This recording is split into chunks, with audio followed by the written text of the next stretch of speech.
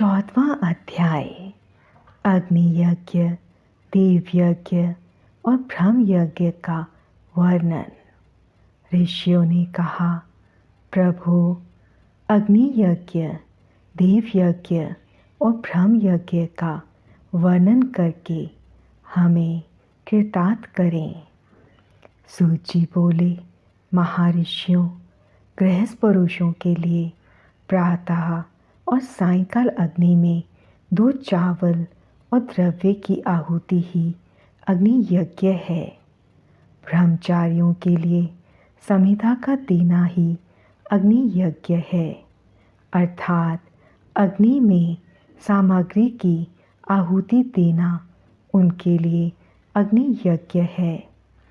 द्विजों का जब तक विवाह ना हो जाए उनके लिए अग्नि में संहिता की आहुति, व्रत तथा जाप करना ही अग्नि यज्ञ है।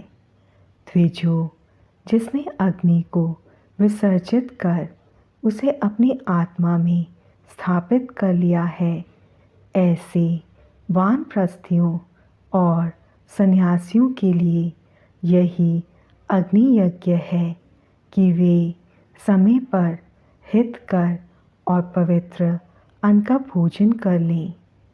ब्राह्मणों, सायंकाल अग्नि के लिए दी आहुति से संपत्ति की प्राप्ति होती है तथा प्रातःकाल सूर्यदेव को दी आहुति से आयु की वृद्धि होती है। दिन में अग्निदेव सूर्य में ही प्रविष्ट हो जाते हैं, अतः प्रातःकाल सूर्य को दी आहुति अग्नि यज्ञ के समान ही होती है। इंद्र आदि समस्त देवताओं को प्राप्त करने के उद्देश्य से जो आहुति अग्नि में दी जाती है वह देव यज्ञ कहलाती है। लौकिक अग्नि में प्रतिष्ठित जो संस्कार निमित्तिक हवन कर्म है वह देव यज्ञ है। देवताओं को प्रसन्न करने के लिए नियम से विधि पूर्वक किया गया यज्ञ ही देव यज्ञ है। वेदों के नित्य अध्ययन और स्वाध्याय को ब्रह्म यज्ञ कहते हैं। मनुष्य को देवताओं की तृप्ति के लिए प्रतिदिन ब्रह्म यज्ञ करना चाहिए। प्रातःकाल और सायंकाल को ही इसे किया जा सकता है। अग्नि के बिना देव यज्ञ कैसे होता है, इसे श्रद्धा और आदर से सुनो। सृष्टि के आरंभ में सर्वज्ञ और सर्वसमर्थ महादेव शिव जी ने समस्त लोगों के उपकार के लिए वारों की कल्पना की। भगवान शिव संसार रूपी रोग को दूर करने के लिए वैद्य हैं, सबके ज्ञाता तथा समस्त औषधियों के औषध हैं। भगवान शिव ने सबसे पहले अपने वार की रचना की जो आरोग्य प्रदान करने वाला है। तत्पश्चात अपनी माया शक्ति का वार बनाया जो संपत्ति प्रदान करने वाला है। जन्म काल में दुर्गतिग्रस्त बालक की रक्षा के लिए कुमार के वार की कल्पना की। आलस्य और पाप की निवृत्ति तथा समस्त लोगों का हित करने की इच्छा से लोक रक्षक भगवान विष्णु का वार बनाया। इसके बाद शिवजी ने पुष्टि और रक्षा के लिए आयुकर्ता त्रिलोक सृष्टा परमेष्टि ब्रह्मा का आयुष्कारक वार बनाया। तीनों लोकों की वृद्धि के लिए पहले पुण्य पाप की रचना होने पर लोगों को शुभाशुभ फल देने वाले इंद्र और यम के वारों का निर्माण किया।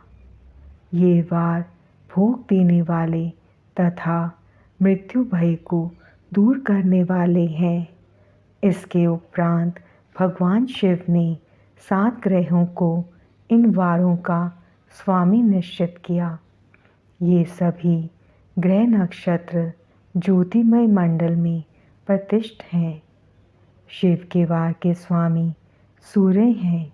शक्ति संबंधी वार के स्वामी सोम, कुमार संबंधी वार के अधिपति मंगल, विष्णु वार के स्वामी बुध, ब्रह्मा जी के वार के स्वामी बृहस्पति, इंद्र वार के स्वामी शुक्र व यम वार के स्वामी शनि हैं। अपने अपने वार में की गई देवताओं की पूजा उनके फलों को देने वाली है। सूर्य आरोग्य और चंद्रमा संपत्ति के दाता हैं। बुध व्याधियों के निवारक तथा बुद्धि प्रदाता हैं। बृहस्पति आयु की वृद्धि करते हैं। शुक्र भोग देते हैं और शनि मृत्यु का निवारण करते हैं। इन 7 वारों के फल उनके देवताओं के पूजन से प्राप्त होते हैं। अन्य देवताओं की पूजा का फल भी भगवान शिव ही देते हैं। देवताओं की प्रसन्नता के लिए पूजा की 5 पद्धतियाँ हैं। पहले उन देवताओं के मंत्रों का जाप, दूसरा होम, तीसरा दान, चौथा तप तथा 5वां वेदी पर प्रतिमा में अग्नि अथवा ब्राह्मण के शरीर में विशिष्ट देव की भावना करके 16 उपचारों से पूजा तथा आराधना करना। दोनों नेत्रों तथा मस्तक के रोग में और कुष्ठ रोग की शांति के लिए भगवान सूर्य की पूजा करके ब्राह्मणों को भोजन कराएं। इससे यदि प्रबल प्रारब्ध का निर्माण हो जाए तो जरा एवं रोगों का नाश हो जाता है। ईष्ट देव के नाम मंत्रों का जाप वार के अनुसार फल देते हैं। रविवार को सूर्य देव व अन्य देवताओं के लिए तथा अन्य ब्राह्मणों के लिए विशिष्ट वस्तु अर्पित करें। यह साधन विशिष्ट फल देने वाला होता है तथा इसके द्वारा पापों की शांति होती है। सोमवार को संपत्ति व लक्ष्मी की प्राप्ति के लिए लक्ष्मी की पूजा करें तथा पत्नी के साथ ब्राह्मणों को घी में पका अन्न भोजन कराएं। मंगलवार को रोगों की शांति के लिए काली की पूजा करें। उड़द, मूंग एवं अरहर की दाल से युक्त अन्न का भोजन ब्राह्मणों को कराएं। बुधवार को दधि युक्त अन्न से भगवान विष्णु का पूजन करें। ऐसा करने से पुत्र मित्र की प्राप्ति होती है। जो दीर्घायु होने की इच्छा रखते हैं वे बृहस्पतिवार को देवताओं का वस्त्र यज्ञोपवीत तथा घी मिश्रित खीर से पूजन करें। भोगों की प्राप्ति के लिए शुक्रवार को एकाजित होकर देवताओं का पूजन करें और ब्राह्मणों की तृप्ति के लिए शतरस युक्त अन्न दें। स्त्रियों की प्रसन्नता के लिए सुंदर वस्त्र का विधान करें। शनिवार अपमृत्यु का निवारण करने वाला है। इस दिन रुद्र की पूजा करें। तिल के होम व दान से देवताओं को संतुष्ट करके ब्राह्मणों को तिल मिश्रित भोजन कराएं। इस तरह से देवताओं की पूजा करने से आरोग्य एवं उत्तम फल की प्राप्ति होगी।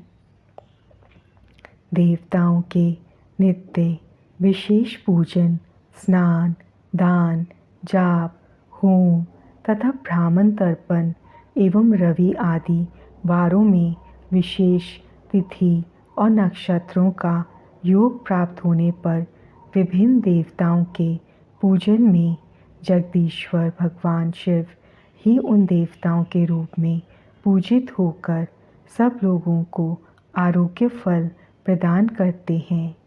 देश, काल, पात्र, द्रव्य, श्रद्धा एवं लोक के अनुसार उनका ध्यान रखते हुए महादेव जी आराधना करने वालों को आरोग्य आदि फल देते हैं।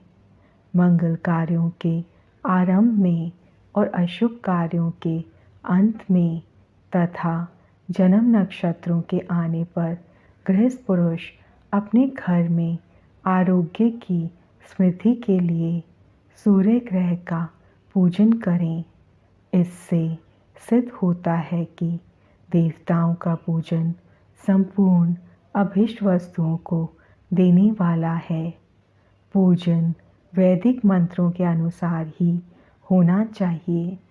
शुभ फल की इच्छा रखने वाले मनुष्यों को सातों दिन अपनी शक्ति के अनुसार देव पूजन करना चाहिए।